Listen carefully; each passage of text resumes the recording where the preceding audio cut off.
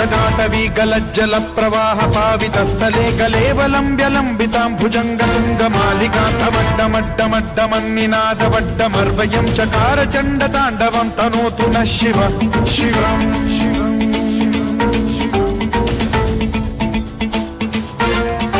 जटाकटाह सम्भ्रम भ्रम निलिम्प निर्झरी विलोल वीचि वल्लरी विराजमान मूर्धनि धगद्धगद्धगज्ज्वलल्ललाट पट्ट पावके किशोर चन्द्रशेखरे रति प्रतिक्षणम्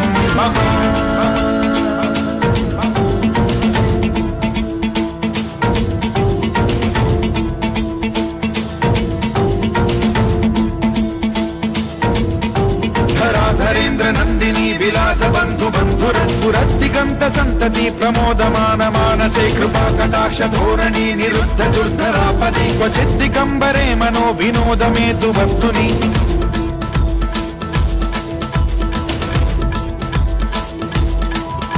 जटाभुजंग पिंगल स्फुरत्फणामणि प्रभा कदंब कुंकुमद्रव प्रलिप्त दिग्वधूमुखे मदांध सिंधुर स्फुरत्वगुत्तरीय मेधुरे मनो विनोदमद्भुतं बिभर्तु भूत भर्तरि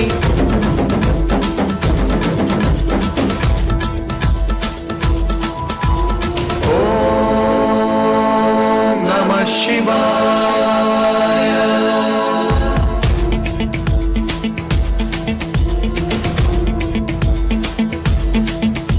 सदा शिवं भजाम्यहं सदा शिवं भजाम्यहम् ॐ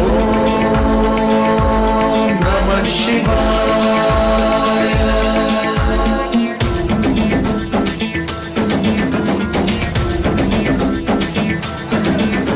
सहस्रलोचन प्रभृत्य शेषलेख शेखर प्रसून धूलि धोरणी विधूसराग्रिपीठभूभुजंग राजमालया निबद्ध जात जूटक श्रियै चिराय जायतां चकोर बंधु शेखर। బోధన్ పట్టణంలో శ్రీ చక్రేశ్వర శివ మందిరంలో సోమవారం రోజు విశిష్ట పూజలు ఉదయం 5 గంటల నుండి మధ్యాహ్నం 12 గంటల వరకు జరిగినాయి. దాంట్లో భాగంగా ఈరోజు అన్నపూజ కార్యక్రమము, శివలింగాలకు రుద్రాభిషేక పూజలు జరిగినాయి. మరియు అన్నాభిషేకం నుంచి పూజలు కూడా జరిగినాయి. కాబట్టి ఈరోజు పెద్ద ఎత్తున భక్తులు రావడం జరిగింది. భక్తులకు ఈరోజు సుమారుగా 700-800 మంది అన్న పూజా కార్యక్రమంలో పాల్గొని అన్నదానాన్ని స్వీకరించడం జరిగింది. అట్లాంటి భక్తులకు ఎలాంటి ఇబ్బందులు కలగకుండా పాలక కమిటీ వాళ్ళు అన్ని సౌకర్యాలు ఏర్పాటు చేయడం జరిగింది. దాంట్లో భాగంగా సోమవారం రోజు సాయంత్రం స్వామివారి పల్లకి సేవ కార్యక్రమం ఉంటుంది. కాబట్టి ప్రజలు పెద్ద ఎత్తున పాల్గొని స్వామివారి కృపకు పాత్రలు కావాలని చెప్పేసి మేము కోరుతున్నాము.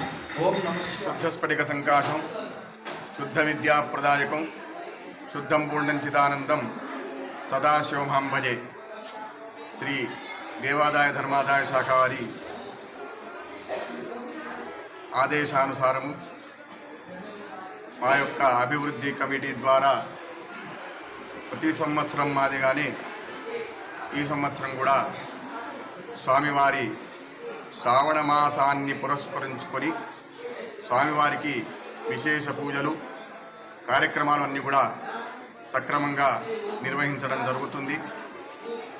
ముఖ్యంగా చాతుర్మాస్యం అంటే ఆషాఢ పౌర్ణమి నుండి కార్తీక పౌర్ణమి వరకు ఈ చాతుర్మాస్య వ్రత దీక్ష ఏదైతే ఉంటుందో అది మహోన్నతమైనటువంటి వ్రతము.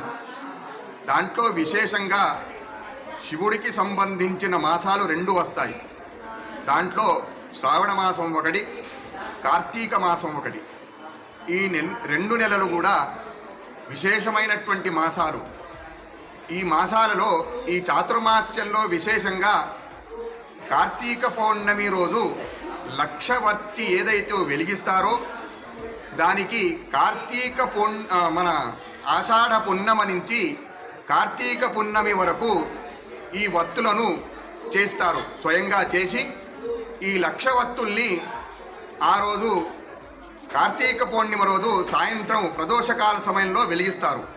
అది విశేషమైనటువంటి వ్రత దీక్ష.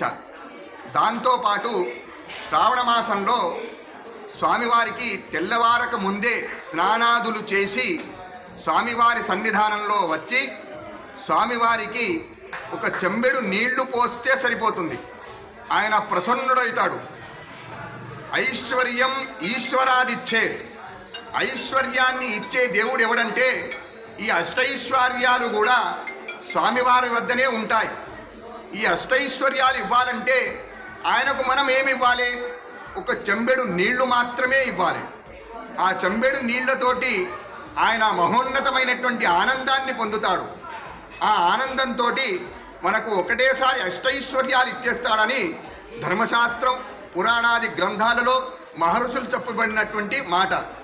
దాంతోపాటు శివపంచాక్షరి మంత్రాన్ని కూడా మనం ఈ చాతుర్మాస్యంలో ఒక వ్రతగా తీసుకొని 4 నెలలు కూడా ఓం నమ శివాయ అనే మంత్రానికి 1,00,000 సార్లు జపిస్తే అది 1,00,000 సార్లు జపించిందంత పుణ్యమని మహర్షులు చెప్తున్నారు. రుద్రపారాయణాది విశేష కార్యక్రమాలు కూడా ఈ చాతుర్మాస్యంలో చేస్తారు. కాబట్టి భక్తులందరూ కూడా శ్రద్ధగా ఈ చాతుర్మాస్య వ్రతంలో పాటు ఈ విశేషమైనటువంటి శ్రావణ కార్తీకాదుల యొక్క మాసాలలో మీరందరూ కూడా చక్కగా స్నానాదులు ఉదయాత్పూర్వమే స్నానాదులు చేసి స్వామివారి సన్నిధానంలో వచ్చి దీపారాధన చేసి స్వామివారికి ఒక చెంబు నీళ్లు పోసి ఆ స్వామివారి కృపకు పాత్రలు కావాల్సిందిగా మా మీడియా మిత్రుల ద్వారా మీ అందరికీ కూడా తెలియజేయడం జరుగుతుంది. ఎందుకంటే మేము ఇక్కడి నుంచి చెప్తే మీ దాకా రావాలంటే మా మీడియా మిత్రులే రావాలి.